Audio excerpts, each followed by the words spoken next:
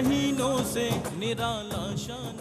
जी नाज़रीन, खैर मक़दम है आपका इल्म व उलमा में। आज मौजू है शब क़द्र की फ़जीलत, और आज आप जानते हैं कि 27वीं शब है, ताक़रात है, मुमकिना लैलतुल क़द्र है, जबकि बहुत से उलमा का और सूफिया का ये कहना है कि ये ही शब क़द्र जो 27वीं शब है। बहरहाल इस पर बहुत सारी तहरीरें मिल जाती हैं और बहुत सारे अफ़कार इस पर मौजूद हैं। बहरसूरत आज इसकी फ़जीलत और अहमियत पर बात करेंगे। इससे बढ़कर क्या फ़जीलत हो सकती है इसकी कि इसके उन्वान के साथ एक सूरह मुबारक सूरतुल क़द्र कुरान करीम में मौजूद है, और फिर ये कि लैलतुल क़द्र खैरुम मिन अल्फ़ि शहर फरमाकर इसकी अहमियत और फ़जीलत को और बढ़ा दिया गया कि 1000 महीनों से बेहतर है। तो इससे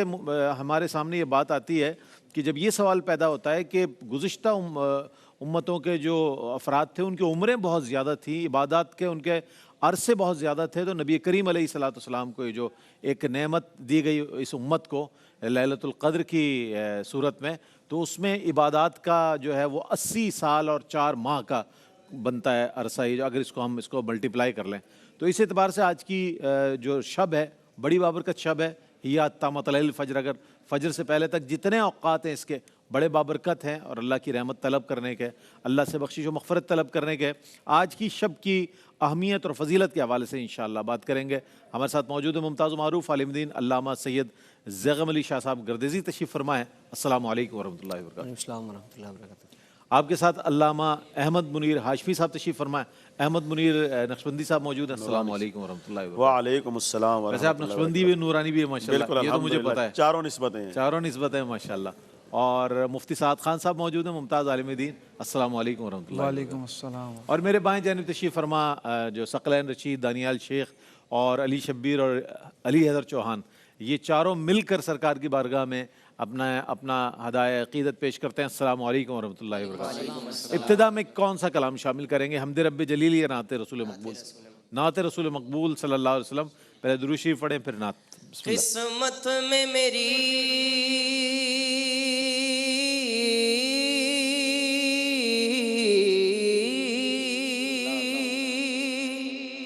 किस्मत में मेरी चैन से जीना लिख दे,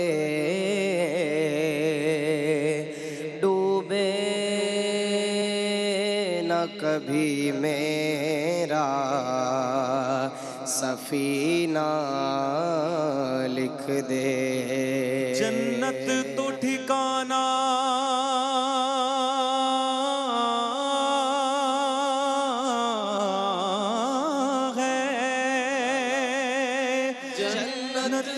ठिकाना है, मगर दुनिया में ऐ कातिबे तक़दीर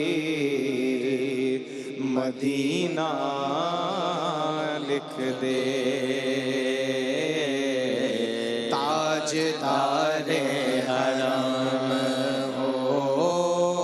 निगाहे करम,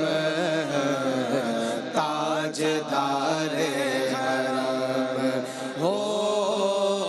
निगाहे करम, गरीबों के दिल भी संवर जाएंगे, होंगे बेकसा क्या कहेगा जहां, आपके दर से खाली अगर जाएंगे, ताजदारे हरम निगाहे करम, ताजदारे हरम। मैं कशो आओ मदीने चले आओ, मदीने चले आओ, मदीने चले आओ, मदीने चले। मैं कशो आओ मदीने चले, चश्मे साक़ी कौसर से पीने चले, याद رکھو اگر اٹھ گئی ایک نظر جتنے خالی ہے سب جام بھر جائیں گے تاجدار حرم نگاہ کرم تاجدار حرم چشم رحمت بکشا سوئے من انداز نظر چشم رحمت بکشا سوئے من انداز نظر اے قریشی لقب و ہاشمی و مطلبی تاجدار حرم نگاہ کرم تاجدار حرم ہو نگاہ کرم ہم غریبوں کے دل بھی سنور جائیں گے تاجدار حرم کوئی اپنا نہیں غم کے مارے گئے ہم کوئی اپنا نہیں غم کے مارے ہیں ہم آپ کے در پہ فریاد لائے گئے غم کوئی اپنا نہیں غم کے مارے ہیں ہم آپ کے در پہ فریاد لائے ہیں ہم ہو نگاہ کرم ورنہ چوکھٹ پہ ہم آپ کا نام لے لے کے مر جائیں گے تاجدار حرم گنبد خضرا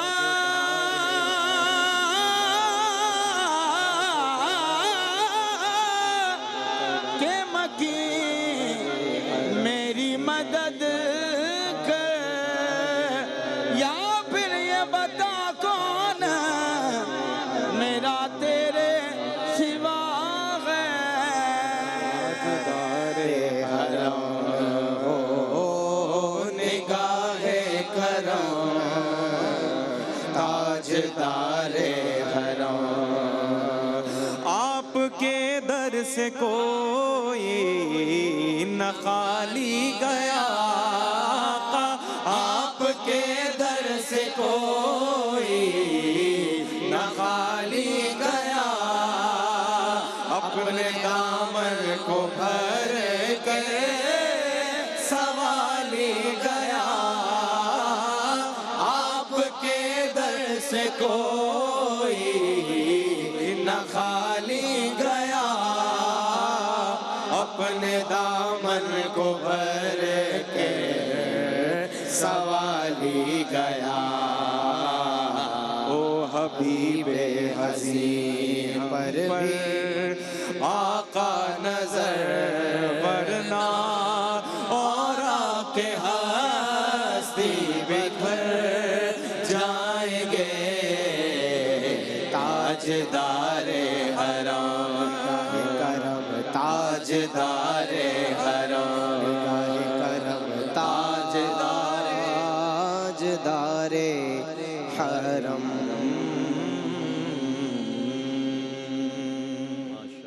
ماشاءاللہ ماشاءاللہ بہت خوبصورت انداز میں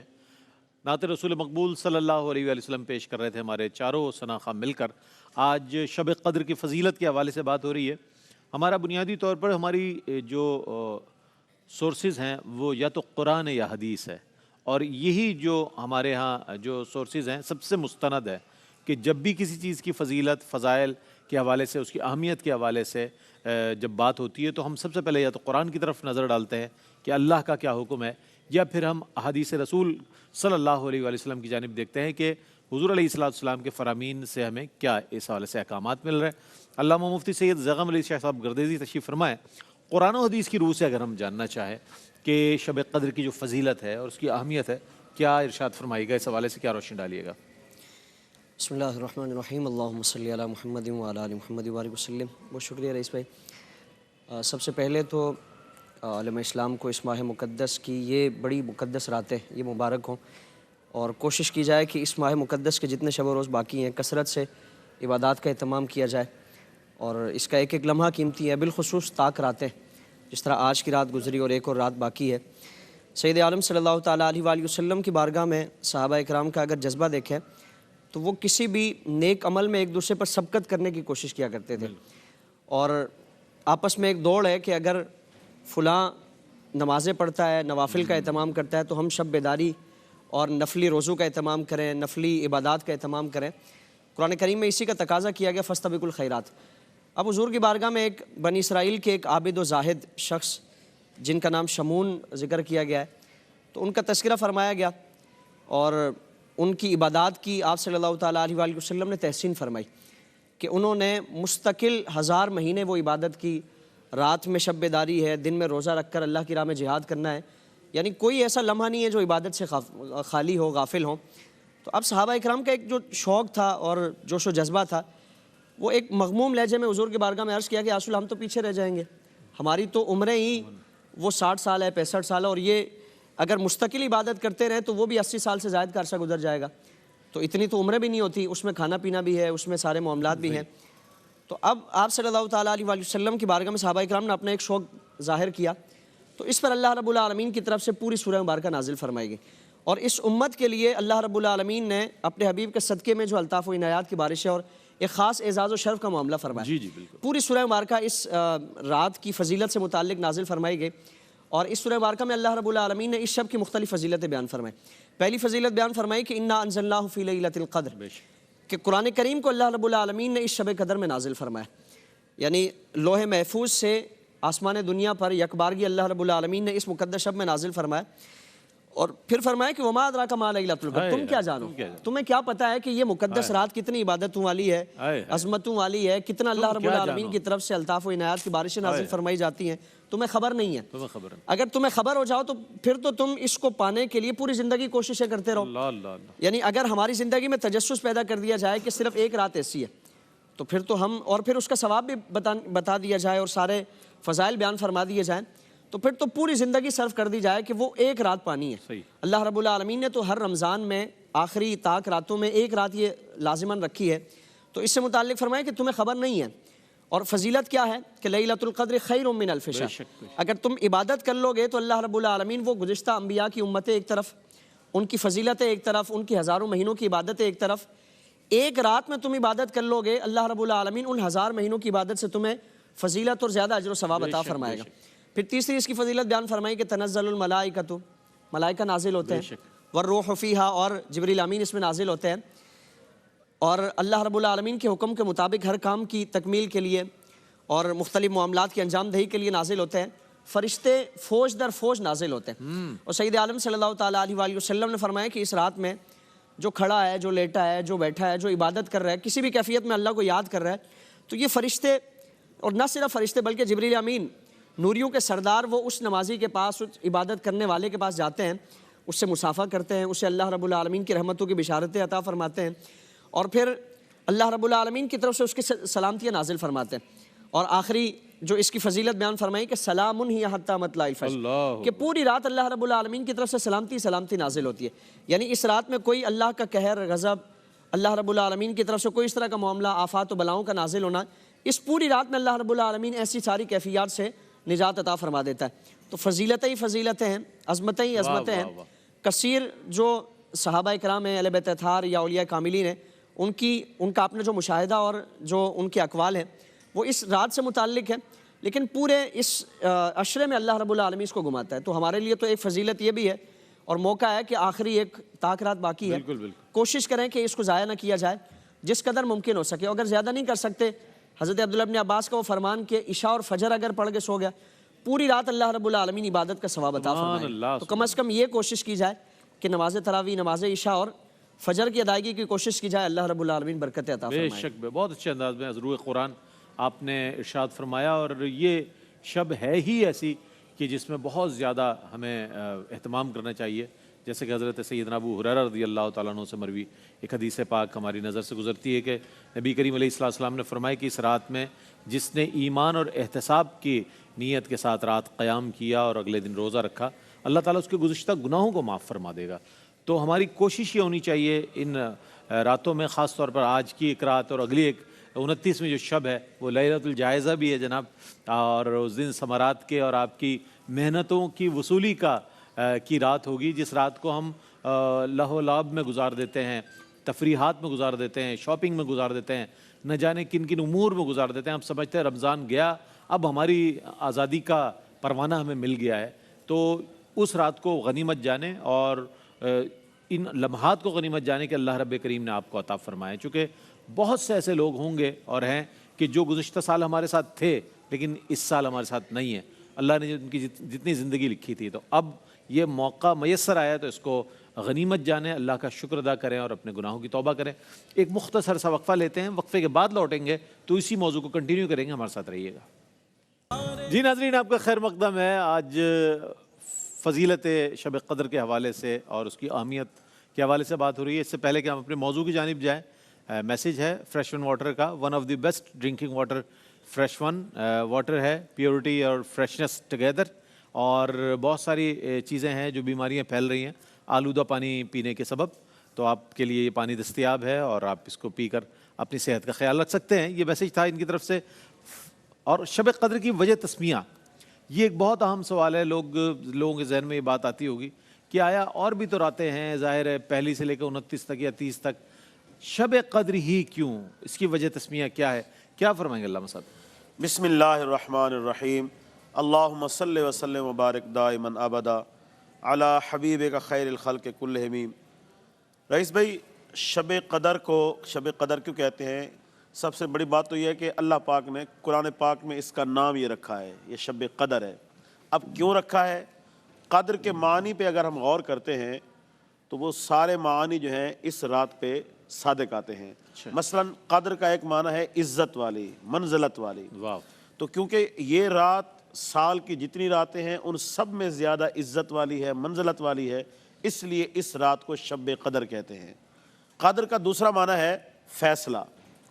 क्योंकि एक कौल के मुताबिक, बल्कि मुफस्सिरीन की अक्सरियत के कौल के मुताबिक, ये जो रात है इस रात में फ़ैसले होते हैं, अहले ज़मीन के फ़ैसले, और उनके नाम अमाल फ़रिश्तों के सपुर्द किए जाते हैं। पिछले साल के नाम अमाल लिए जाते हैं, अगले साल के नाम अमाल उनको दिए जाते हैं, और फ़ैसले होते हैं किसने दुनिया में आना है, किसने दुनिया से जाना है, इस तरह के दीगर फ़ैसले होते हैं। तो इसलिए इस रात को शब क़द्र कहते हैं। शब क़द्र कहने की एक वजह यह भी है, क़द्र का माना होता है तंगी, क्योंकि इस रात में जिस तरह सूरत में मौजूद है आयात, तनज़्ज़लुल मलाइकतु वर्रूहु फ़ीहा बिइज़्नि रब्बिहिम, कि इस रात में फ़रिश्ते और जिब्रील अमीन आते हैं ज़मीन पे। यानी इतने फ़रिश्ते ज़मीन पे आते हैं कि रूए ज़मीन फ़रिश्तों से भर जाती है, रूए ज़मीन फ़रिश्तों पर तंग हो जाती है, यानी भीड़ हो जाती है फ़रिश्तों की इस रात की एज़ाज़ की वजह से। और इस रात में इबादत करने वालों के लिए रहमत के तौर पर उनसे मुसाफ़ा करने के लिए, उनकी इबादत के लिए, उनकी इबादत की शहादत के लिए और उनकी इबादत की दुआओं के लिए जो है फ़रिश्ते ज़मीन पे उतरते हैं। तो फ़रिश्तों के उतरने की वजह से ज़मीन पे रश और भीड़ हो जाती है, इस वजह से इस रात को शब क़द्र कहते हैं। और इसके साथ साथ याद रखें, शब क़द्र एक कीमती रात है, एक ऐसी कीमती रात है कि ये नसीब वालों को जो है मिलती है, और जिसको मिलती है वो कितना नसीब वाला है कि एक रात में उसने इबादत की और उसको जो है 83 साल और 4 महीनों से भी ज़्यादा का सवाब मिल गया। यानी ये पाबंदी नहीं है कि इस रात में आप इबादत करोगे तो इतना सवाब मिलेगा, बल्कि फरमाया खैर लैलतुल क़द्र खैरुम मिन अल्फ़ शहर, ये रात इससे भी ज़्यादा यानी 1000 महीने से भी ज़्यादा बेहतर है। कितनी बेहतर है? इंसान की नीयत में, इंसान के खुलूस में जितनी बरकत होती जाएगी, नीयत जितनी खालिस होती जाएगी, तो इस रात की बरकतें भी बढ़ती जाएंगी। तो इन मानी से पता ये चला कि ये रात अज़मत वाली भी है, ये रात इज़्ज़त वाली भी है, ये रात मंज़िलत वाली भी है, और ये रात फ़रिश्तों के उतरने वाली भी है, और ये रात जो है फ़ैसलों वाली भी है। तो इसलिए मखलूक खुदा को चाहिए कि इस रात में जाग कर रब्बुल आलमीन की इबादत करें, परवरदिगार को राज़ी करें, परवरदिगार को मनाएं, ताकि ये जो फ़ैसले हैं हमारे लिए وہ دنیا اور آخرت کے لحاظ سے بہتر فیصلے ہوں اور ہماری پریشانیاں دور ہوں اور ہماری تنگیاں دور ہوں۔ کیا کہنا ہے؟ اچھا مفتی سعد خان صاحب موجود ہیں، یہ فرمائیے گا مفتی صاحب کہ ایک تو شب قدر عطا کرنے کی حکمت، پہلی بات، دوسری بات اسے مخفی رکھے جانے کی حکمت، یہ دونوں چیزیں الگ الگ ہیں، میں چاہتا ہوں دونوں پر روشنی ڈالیے۔ اعوذ باللہ من الشیطان الرجیم، بسم اللہ الرحمن الرحیم۔ رئیس بھائی بڑا ہی اہم سوال ہے۔ یاد رکھیے کہ اللہ رب العزت کا کوئی بھی امر ہو وہ حکمت سے خالی نہیں ہوتا، اس میں اللہ رب العزت کی ہمیشہ کوئی نہ کوئی حکمت ہوتی ہے۔ اب سب سے پہلے کہ لیلۃ القدر کی حکمت کیا ہے، کہ جیسے علامہ صاحب بیان بھی کر چکے ہیں کہ اللہ رب العزت نے اس قوم کے اوپر فضیلت کی کہ اس قوم کو ایسی راتیں عطا کی تاکہ یہ اپنی وہ کہتے ہیں نا عبادات کو انہینس کر سکیں، اپنے وہی عبادات اور وہی سال کو ویسے کر سکیں جیسے پچھلے امتوں میں تھے۔ اور دوسرا اللہ رب العزت یہ تمام راتیں اس وجہ سے اپنی امت کو عطا کرتے ہیں تاکہ رسول اللہ صلی اللہ علیہ وسلم کی امت جو ہے وہ دوبارہ اپنے دل کی لو اللہ رب العزت سے لگا لے اور اللہ رب العزت سے قربت اختیار کر لے۔ اب آپ نے ایک بات کی کہ اس کو پوشیدہ رکھنے میں کیا حکمتیں ہیں، تو علماء نے اس کی کافی توجیحات بیان کی ہیں۔ سب سے پہلے توجیہ یہ ہے کہ جب ایک چیز مخفی ہوتی ہے نا تو اس میں ایک تجسس ہوتا ہے، کریوسٹی ہوتی ہے۔ اما عائشہ فرماتی ہیں کہ رسول اللہ صلی اللہ علیہ وسلم آخری عشرے کے 10 راتوں میں اپنی کمر کس لیا کرتے تھے اور اس پر اتنی عبادت کرتے، نہ کہ خود عبادت کیا کرتے تھے بلکہ اپنے گھر والوں کو، اہل و عیال کو، جس کو بھی رسول اللہ سے ملاقات کرتے ان کو بھی اس میں عبادت کرنے کا حکم دیتے۔ تو ان طاق راتوں میں جیسے ہمارے یہاں متقفین باقاعدہ مسجدوں میں بیٹھ کر ان طاق راتوں میں عبادت کرتے ہیں، تو اگر ایک طاق رات آپ کو مل گئی تو لیلۃ القدر کا ثواب مل گیا، اور باقی جو طاق راتوں میں آپ نے عبادت کی اس کا ثواب تو بھی الگ ہے۔ تو ایک یہ ہوتا ہے کہ آپ کو زیادہ سے زیادہ ثواب کرنے کے لیے ایک ایڈوانسمنٹ مل جاتی ہے۔ دوسرا اس میں حکمت یہ ہے، اگر کسی شخص کو معلوم ہو کہ یہ پرٹیکولر یہ دن لیلۃ القدر کا، یہ رات لیلۃ القدر کی ہے، اور جان بوجھ کر اس سے اس رات میں خطا ہو جائے تو پھر اس سے گناہ کا حساب بھی اس قدر ہوگا۔ تو اللہ رب العزت نے یہ پوشیدہ رکھ کر کہ انسان کے علم میں نہ ہو، اگر انسان اس رات کوئی خطا سرزد ہو جائے تو گناہ کا معاملہ ایسے نہ ہو جیسے کہ 1000 مہینوں سے زیادہ بڑھ کر ہے۔ دوسرا اس میں یہ حکمت بھی ہے کہ ایک انسان اگر لیلۃ القدر کی رات اس کو معلوم ہو کہ یہ رات ہے، کسی عذر کی بنا پر اس سے اس رات کی عبادت چھوٹ جاتی ہے، تو پوری زندگی اس انزائٹی اور ڈپریشن میں نہ رہے کہ مجھے معلوم تھا یہ رات تھی اور مجھ سے یہ رات چھوٹ گئی۔ تو اللہ رب العزت کی اس میں بہت ساری پوشیدہ حکمتیں ہیں، لیکن انسان کو کیا کرنا چاہیے، کہ وہ کہتے ہیں نا کوئی بھی اپرچونٹی مس نہیں کرنی چاہیے۔ تو آخری عشرے میں جتنی بھی طاق راتیں ہیں اس میں عبادتیں کریں، اور ہمارے ہاں بالخصوص اب 27ویں کی رات تو گزرنے والی ہے، اب لیلۃ الجائزہ آنے والی ہے، تو اس میں بھی کہ ہمارے ہاں دیکھتے ہیں ہم بازاروں کا رخ کرتے ہیں، اس سے بچنا چاہیے اور اللہ رب العزت کی زیادہ سے زیادہ عبادت کر کے اللہ رب العزت سے اپنا تعلق مضبوط کرنا چاہیے۔ آخری بات میں کہوں گا کہ اگر ہم قرآن کی روح سے دیکھیں کہ اللہ رب العزت نے رمضان کا مقصد کیا عطا کیا، فرمایا یہ روزے تم پر فرض کیے جیسے تم پر پہلوں پر فرض کیے تھے، مقصد کیا ہے، لعلکم تتقون۔ تو جب یہ راتیں آئیں نا، آپ ذرا اپنا محاسبہ بھی کریں، کیا میں تقوی والا ہو گیا ہوں؟ کیا میں گناہوں سے بچ رہا ہوں؟ تقوی کی 3 علامتیں، گفتگو ختم۔ سب سے پہلی علامت یہ کہ انسان شرک نہ کرے، سب سے چھوٹی تقوی میں شرک، اللہ کے ساتھ کسی کو شریک نہ کرے۔ اس کے بعد کہ بڑے اور چھوٹے گناہوں سے اپنے آپ کو دور کر دے، گناہوں سے پاک، اور تیسرا اپنے ذہن اور اپنے دل کو برے خیالات سے بھی دور کر دے۔ تو اگر ہم ان طاق راتوں میں بیٹھ کر ہمیں یہ بھی سوچنا چاہیے رئیس بھائی، کیا ہم نے روزوں کا مقصد حاصل کیا ہے؟ اگر کر لیا ہے تو ویری گڈ، نہیں کیا تو ابھی بھی ٹائم ہے، اللہ رب العزت سے استغفار کریں اور آگے کے لیے دعائیں کریں۔ بہت اچھی بات آپ نے ارشاد فرمائی کہ اس کا مقصد، اس کے حکمت، اس میں کی مخفی رکھے جانے میں حکمت یہی ہے کہ اگر یہ بھی ہم پڑھتے ہیں کہ اگر 21ویں شب کو کوئی نہیں کر سکا بوجہ بیماری یا کسی بھی سبب، تو وہ اس کو 23ویں شب میسر ہوگی، 23 کو نہیں کر سکا 25 کو شب میسر ہوگی، تاکہ وہ کسی بھی طرح تائب ہو جائے، توبہ کر لے، اللہ کی بارگاہ میں اپنی استغفار پیش کر دے، اور 23 نہ ملے 25 مل جائے، 25 نہ ملے 27 نہیں تو 29ویں، یہ 5 طاق راتیں رکھی گئی، اور اس کا مقصد یہی رکھا گیا کہ کسی بھی طرح بندہ اپیئر ہو جائے، اللہ کی بارگاہ میں حاضر ہو جائے اور اپنی توبہ پیش کرے کہ پروردگار میں گناہ گار ہوں، تو غفور الرحیم ہے، گناہوں کو معاف فرمانے والا ہے، ستار العیوب ہے، عیب پوشی فرمانے والا ہے، ہمارے گناہوں کو معاف فرما دے اور ہماری ستر پوشی فرما، عیب پوشی فرما ہماری، تاکہ دنیا میں بھی ہماری رسوائی نہ ہو اور آخرت میں بھی کل ہماری رسوائی نہ ہو۔ ایک مختصر سا وقفے کے بعد لوٹیں گے، اس پر مزید سوالات ہیں، وہ شامل کریں گے، ہمارے ساتھ رہیے گا۔ ناظرین، آپ کا خیر مقدم ہے۔ آج شب قدر کی فضیلت کے حوالے سے بات ہو رہی ہے، اور یہ بھی جاننا چاہیں گے اس مرحلے پر کہ اس رات میں قیام کرنا اور دیگر ہمارے اعمال اور معمولات کیا ہونے چاہیے، اس حوالے سے حکم شرع کیا ہے؟ مفتی صاحب کچھ فرمائیے گا۔ بسم اللہ الرحمن الرحیم۔ اور اس پہ سب سے پہلے تو عبادات کا ثبوت باقاعدہ قرآن و حدیث سے ہے، اور تاکید ہے، ترغیب ہے، تعلیم فرمائی گئی ہے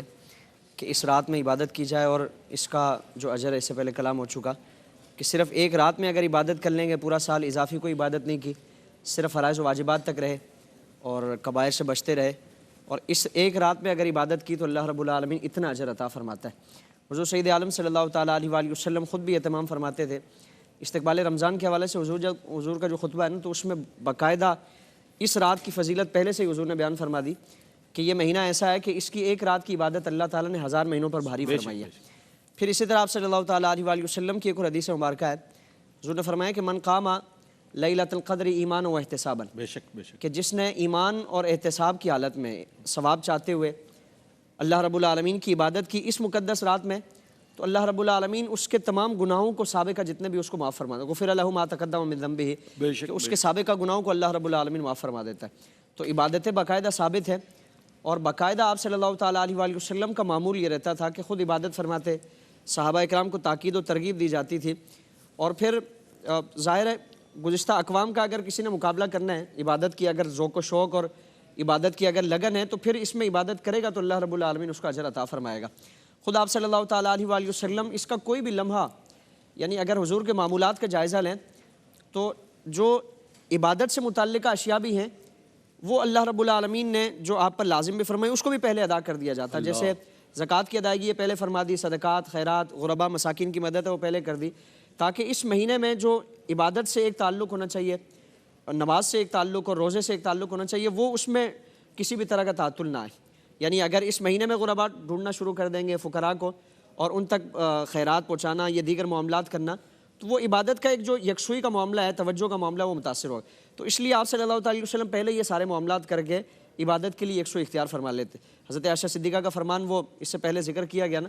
کہ عبادت کے لیے آخری عشرے میں حضور تو کمر کس لیتے تھے۔ تو اگر کوئی اور پھر اس مقدس عشرے میں اور بطور خاص لیلۃ القدر میں جو عبادت کرتا ہے، حضور نے فرمایا کہ اس نے ہر خیر کو پا لیا۔ جس نے لیلۃ القدر میں عبادت کی اللہ رب العالمین نے اسے ہر خیر عطا فرما دی، اور جو اس سے محروم رہا وہ ہر خیر سے، ہر بھلائی سے اور ہر نعمت سے محروم رہا۔ تو اب عبادت کا اگر ذوق و شوق رکھیں گے اور کوشش کریں گے تو اللہ رب العالمین یہ عبادت ہے کہ اس کا اجر عطا فرمائے گا۔ اور پھر اسی کے ساتھ ساتھ اگر یکسوئی کے ساتھ پڑھ سکتے ہیں تو بہتر تو یہ ہے کہ اکیلے پڑھیں، لیکن چونکہ ہمارا زمانہ ایسا ہے کہ وہ اگر اجتماعیت نہ ہو، ایک ماحول نہ بنایا جائے تو لوگوں کا ایک ذوق و شوق نہیں آتا۔ مساجد میں بھی آپ دیکھ لیں کہ اگر کبھی کسی مسجد میں جو اجتماعی عبادات کا اہتمام نہیں کیا جاتا تو اس میں خالی خالی وہ صفیں نظر آتی ہیں، لیکن جہاں اجتماعیت کا ایک معاملہ ہوتا ہے اور باقاعدہ اہتمام کے ساتھ یہ سارے معاملات کیے جاتے ہیں تو وہاں مساجد میں نمازیوں کی بھرمار ہوتی ہے۔ تو اس لیے کوشش کی جائے کہ اگر ایسے کوئی معاملات ہیں، اور اس میں بیجا شدت پسندی بھی نہ کی جائے، یعنی اگر اجتماعی عبادات سے متعلق نوافل کی جو باجماعت ادائیگی ہے یا دیگر اس طرح کے معاملات ہیں، اس میں اگر فقہائے کرام کے اقوال کو اگر دیکھیں تو مفتابی قول مکروہ تنزیہ زیادہ سے زیادہ اس کا قول فرمایا گیا ہے۔ تو اس لیے اگر اس کی وجہ سے یعنی اجتماعیت پیدا ہوتی ہے، یکسوئی پیدا ہوتی ہے، لوگوں کا ذوق و شوق اگر مسجد کی طرف آتا ہے، مساجد میں رونق لگتی ہے اور خالصتاً عبادت کے لیے لگتی ہے، تو پھر اس میں شدت پسند بھی نہ کی جائے، اور کوشش یہ کی جائے کہ کثرت سے اس رات میں اور دیگر راتوں میں اللہ رب العالمین کی عبادت کا اہتمام کیا جائے۔ ہمارے ساتھ علامہ احمد منیر نورانی صاحب تشریف فرما ہے، میں ان سے یہ جاننا چاہوں گا، بہت اہم سوال ہے کہ ہر چیز کو ہم کسی نہ کسی نشانی سے، کوئی نہ کوئی آئیڈینٹی ہوتی ہے کسی چیز کی، اس سے ہم شناخت کر لیتے ہیں۔ اب یہ رات بھی عام راتوں کی طرح اس میں بھی اندھیرا ہو جاتا ہے، اس میں بھی ایک وقت پر جب سورج طلوع ہونے کا وقت ہوتا ہے تو صبح ہو جاتی ہے،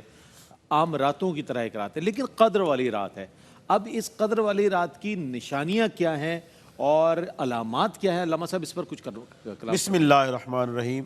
دیکھیں جس طرح گفتگو ہوئی کہ اللہ پاک نے حکمتوں کے تحت اس رات کو پوشیدہ رکھا ہے، جس طرح قیمتی موتی پوشیدہ ہوتا ہے، اور خود حضور سید عالم صلی اللہ علیہ وسلم نے ارشاد فرمایا کہ مجھے پہلے اس رات کو دکھا دیا گیا، متعین کر دیا گیا، لیکن پھر مجھ سے بھی چھپا دیا گیا، اور حضور علیہ الصلوۃ والسلام اس رات کی تلاش کے لیے اعتکاف فرماتے تھے۔ پہلی بات تو یہ ہے کہ ہمیں پورا رمضان اور خاص طور پہ آخری عشرہ اور پھر خاص طور پہ طاق راتوں میں اس رات کو تلاش کرنا چاہیے اور اللہ پاک کی عبادت کرنی چاہیے۔ اس کے ساتھ ساتھ احادیث میں کچھ علامات بھی جو ہے علماء نے بیان کی ہیں۔ ان علامات میں سے ایک علامت یہ ہے کہ یہ رات معتدل ہوگی، یعنی نہ زیادہ سرد ہوگی نہ زیادہ گرم ہوگی، سردی اور گرمی کے لحاظ سے یہ رات معتدل آج کی ہوگی۔ رات کو ہم قیاس کر سکتے ہیں اس پہ۔ جی کہہ سکتے ہیں ماشاءاللہ۔ اور اس کے ساتھ ساتھ ایک اور علامت یہ بیان کی گئی ہے کہ یہ رات جو ہے نا، اس میں خاص طور پہ جو عبادت کرنے والا ہے نا، اس کو یکسوئی حاصل ہوتی ہے، اس کو ایک سکون حاصل ہوتا ہے، یہ بھی ایک علامت ہے۔ ایک علامت اس کی یہ بیان کی گئی ہے کہ اس رات کے بعد جو سورج طلوع ہوگا، وہ سورج جو ہے اس کی روشنی بغیر کرنوں کے ہوگی، یعنی جس طرح 14ویں کے چاند کی ٹکیا ہوتی ہے نا، کرنیں نہیں ہوتی، آنکھوں میں چبھتی نہیں ہے، ایک یہ بھی علامت بیان کی گئی ہے کہ اس رات کے بعد جو سورج طلوع ہوگا وہ کرنوں کے بغیر ہوگا، روشنی اس کی جو ہے نا یعنی چمک والی نہیں ہوگی۔ لیکن یہ علامت تو صاف ظاہر رات گزارنے کے بعد ہی پتہ چلے گا کہ یہ رات تھی، اللہ پاک نے اس کو بھی اس لحاظ سے پوشیدہ رکھا ہے۔ اسی طرح ایک اور علامت یہ بھی بیان کی گئی ہے کہ یہ جو رات ہے، یہ جو طاق راتیں ہیں نا، 21، 23، 25، 27، 29، علماء نے یہ بھی بیان کیا ہے کہ ان طاق راتوں میں سے جو رات جمعرات کی ہوگی وہ رات غالب گمان ہے شب قدر کی ہوگی، جس طرح اس رمضان میں 25 کی رات جو ہے وہ جمعرات کو آئی تھی، تو لہٰذا یہ بھی ایک علامت اور نشانی بیان کی گئی ہے۔ حضرت عبداللہ بن مسعود رضی اللہ تعالیٰ عنہ سے روایت ہے، آپ فرماتے ہیں کہ حضور سید عالم صلی اللہ علیہ وسلم نے ارشاد فرمایا کہ اس رات میں نے مٹی اور پانی یعنی کیچڑ والی جگہ پہ سجدہ کیا، اور وہ کیچڑ جو ہے میری پیشانی پہ بھی لگا ہوا تھا۔ حضرت عبداللہ بن مسعود فرماتے کہ میں نے وہ حضور کی پیشانی پہ وہ کیچڑ دیکھا تھا، اور میں نے حساب لگایا کہ جس رات بارش ہوئی اور حضور نے عبادت کی وہ رات 27 رمضان کی رات تھی، یعنی یہ بھی ایک علامت اور نشانی بیان کی گئی ہے۔ بہرحال یہ علامتیں مختلف بیان کی گئی ہیں، لیکن حکمت وہی ہے۔ ہمیں جو ہے شارٹ کٹ ہر معاملے میں ہم کرتے ہیں، تو اس میں بھی شارٹ کٹ کرتے ہیں۔ اکثر لوگ ایک ہی مخصوص رات میں جاگ کے عبادت کر کے وہ کہتے ہیں کہ ہم نے اپنا حق ادا کر دیا ہے۔ دیکھیں ہمارے لیے حجت سب سے بڑی کس کی ہے؟ حضور کی ذات ہے۔ حضور سید عالم صلی اللہ علیہ وسلم کا کیا معمول ہے؟ آقا علیہ السلام کے معمول کو اپنائیں گے تو یقیناً فلاح پائیں گے، کیونکہ اللہ پاک نے فرمایا ہے ان کنتم تحبون اللہ فاتبعونی، محبوب ان کو فرما دیں کہ اگر اللہ سے محبت کرتے ہیں تو آپ کی اتباع کریں۔ تو حضور کی اتباع یہ نہیں ہے کہ صرف ایک رات میں مخصوص رات میں جاگ کر عبادت کریں اور پھر غافل ہو جائیں، بلکہ حضور کی اتباع یہ ہے کہ آقا علیہ السلام اس رات کو تلاش کرتے تھے، خاص طور پہ آخری عشرے میں اور طاق راتوں میں، تو ہمیں بھی حضور کا یہ معمول اپنانا چاہیے۔ بہت اچھی بات ہے، یہ بھی علامہ صاحب نے بہت اچھی صراحت کے ساتھ اس کو بیان فرما دیا۔ اب ایک چیز اور بھی ہے کہ اس میں معمولات اور اس کے لیے جو دعائیں ہیں یا کوئی خاص دعا ہے وہ کیا ہے، مفتی صاحب سے معلوم کریں گے، لیکن ایک وقفہ لے رہے ہیں، وقفے کے بعد لوٹیں گے تو یہ آخری سوال بھی کریں گے اور اس موضوع کو کنکلوڈ کرنے کی کوشش کریں گے کہ آیا کنکلوژن کیا ہے، اور شب قدر کی فضیلت ادروع قرآن و حدیث جو بیان کی گئی ہے اس میں ہمارے لیے کیا ذمہ داریاں عائد ہوتی ہے کہ بحیثیت مسلمان جب ہمیں اللہ نے یہ اعزاز بخشا ہے کہ شب قدر عطا فرمائی ہے تو اس میں ہمیں کیا کرنا چاہیے اور کتنا مستعد رہنا چاہیے، اس پر بات کریں گے۔ حاضر ہوتے وقفے کے بعد ہمارے ساتھ رہیے گا۔ جی جناب، شب قدر کی فضیلت پر آج بات ہو رہی ہے، آخری سیگمنٹ ہے، اس میں ہم کوشش کریں گے جواب بھی لے لیں اور کنکلوژن بھی پیش کر دیں آپ کی خدمت میں۔ مفتی سعد خان صاحب موجود ہیں۔ سر یہ فرمائیے گا کہ معمولات پر تھوڑی سی مزید بات ہو جائے، میں چاہتا ہوں کیا معمولات ہونے چاہیے، چونکہ ہم اعادہ ضروری ہے ہمارا کرنا، ہم بھول جاتے ہیں نسیان سے، چونکہ انسان آپ جانتے ہیں، تو یہ فرمائیے گا کہ معمولات کیا ہونے چاہیے، پھر اس کی کوئی خاص دعا ہے یا چند ایسی دعائیں ہیں کہ جو آج کے لیے تعلیم کی گئی ہیں، اس پر کچھ روشنی ڈالیے۔ رئیس بھائی، معاملہ یہ ہے کہ معمولات کے اعتبار سے یہ ہے کہ انسان اس رات میں عبادت کرے۔ اب عبادت کون سی کرنی چاہیے؟ عبادت کا مقصد یہ ہے کہ اللہ رب العزت کے قربت حاصل کرنا ہے۔ اب ایک انسان کی ایک طبعی میلان ہے، کوئی شخص نماز پڑھتے ہوئے زیادہ خشوع و خضوع حاصل کر لیتا ہے، کوئی شخص ذکر کرتے ہوئے زیادہ خشوع و خضوع حاصل کر لیتا ہے، کوئی شخص قرآن پاک کو پڑھتے ہوئے زیادہ خشوع و خضوع حاصل کرتا ہے۔ اب وہ شخص کے طبعی میلان پر ہے، لیکن شرط یہ ہے کہ وہ اللہ رب العزت کی حضور پیش ہو اور اللہ رب العزت سے اپنا تعلق مضبوط کرے۔ لیکن میں اس میں خاص بات ضرور عموماً ایک بات کہتا ہوں کہ اللہ رب العزت نے شب قدر کو جو فضیلت دی ہے نا، وہ اس وجہ سے دی ہے کہ اِنَّا أَنزَلْنَاهُ فِي لَيْلَةِ الْقَدْرِ، کیونکہ اس لیلۃ القدر کی رات میں قرآن پاک اللہ رب العزت نے نازل فرمایا، تو اس رات کو قرآن پاک کی تلاوت بھی کرنی چاہیے اور اس کے ساتھ ایک نیت کرنی چاہیے کہ انشاءاللہ ہم قرآن پاک کو سمجھ کر پڑھیں گے۔ ہمارے یہاں اس چیز کا بڑا فقدان ہے کہ ہم قرآن پاک کو ثواب کی نیت سے پڑھتے ہیں۔ ہمارے یہاں قرآن پاک کو جب کسی کو بخشوانا ہوتا ہے وہ کہتے ہیں نا، Quran is not a dead book for a dead people, it is a living book for a living people. تو قرآن سے زندہ کتاب ہے اور زندہ مسائل کا حل نکالنا ہے۔ تو آج رات یہ نیتیں بھی کریں کہ جیسے ہم کرتے ہیں نا نیو ایئر ریزولوشن، نئے سال کے قرارداد، تو رمضان ریزولوشن بھی بنائیں کہ طاق راتوں میں اللہ رب العزت ہمیں توفیق دے، ہم اگلے رمضان تک قرآن کو سمجھ کر پڑھیں گے، قرآن کے تمام تر مفاہیم۔ اب آپ نے کہا ایک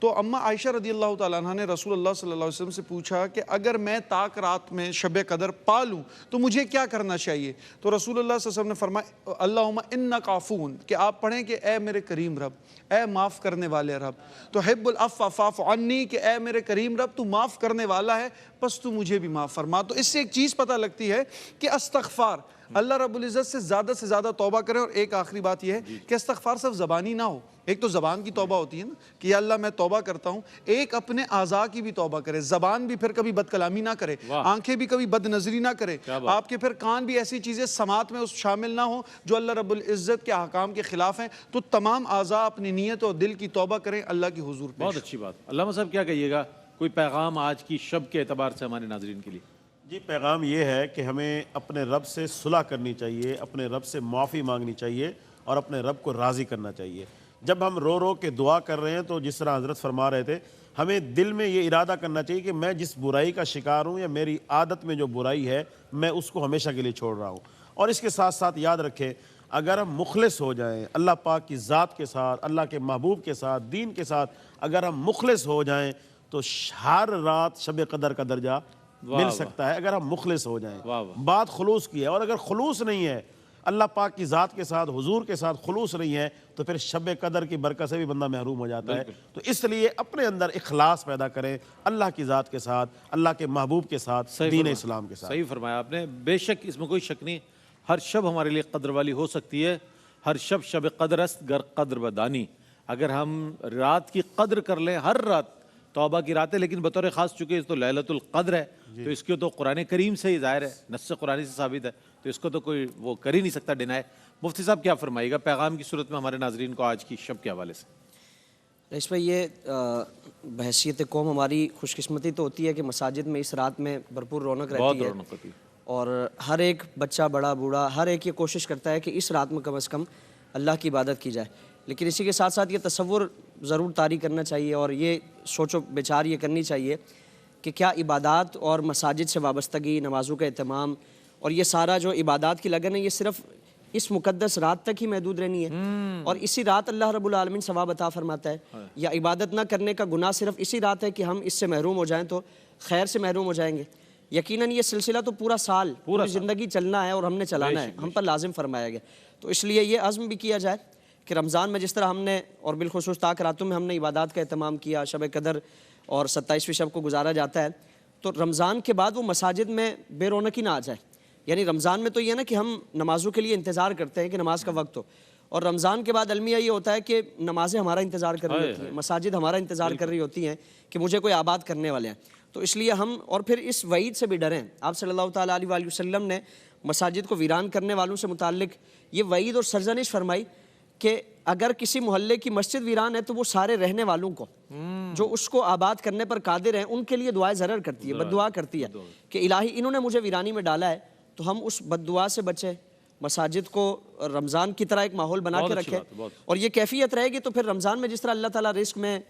رشتوں میں اور آپس میں ایک پیار محبت کا سلسلہ عطا فرماتا ہے، سال کے 11 مہینوں میں بھی یہ برکتیں ہم ملاحظہ کریں گے۔ اللہ تعالیٰ ہمیں وہ اجر و ثواب، وہ انعام و اکرام کا سلسلہ جاری فرمائے۔ میں بہت شکریہ ادا کروں گا مفتی صاحب، آپ تشریف لائے، علامہ صاحب آپ کی تشریف آوری کا، مفتی صاحب آپ تشریف لائے۔ ناظرین محترم، آج کا موضوع آپ تک ہم پہنچا چکے ہیں، بس بات یہی ہے کہ ہمیں اس بات کا اعادہ کرنا ہے، عزم صمیم کرنا ہے کہ یہ جو اذانیں ہو رہی ہیں جس پر ہم روزہ اختیار کر رہے ہیں، وہ اذانیں ہو رہی ہیں جس پر ہم افطار کر رہے ہیں، جس کا شدت سے انتظار رہتا ہے، پہلے سائرن ہوتا ہے، پھر اذان ہوتی ہے، پھر ہم افطار کرتے ہیں، تو یہی اذانیں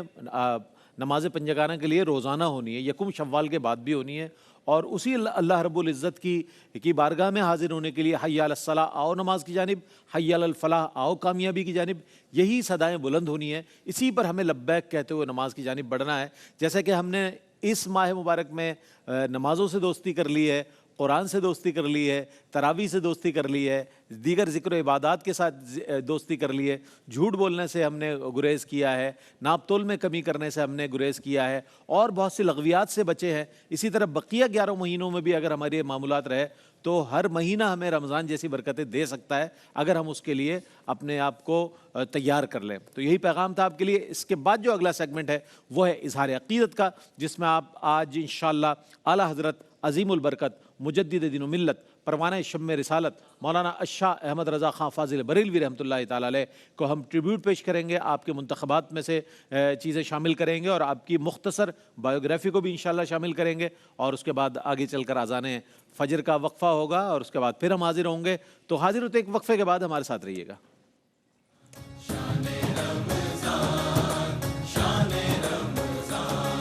है मोमिनों के दिल का उजाला शान रमज़ान, है मोमिनों के दिल का उजाला शान रमज़ान, है सारे महीनों से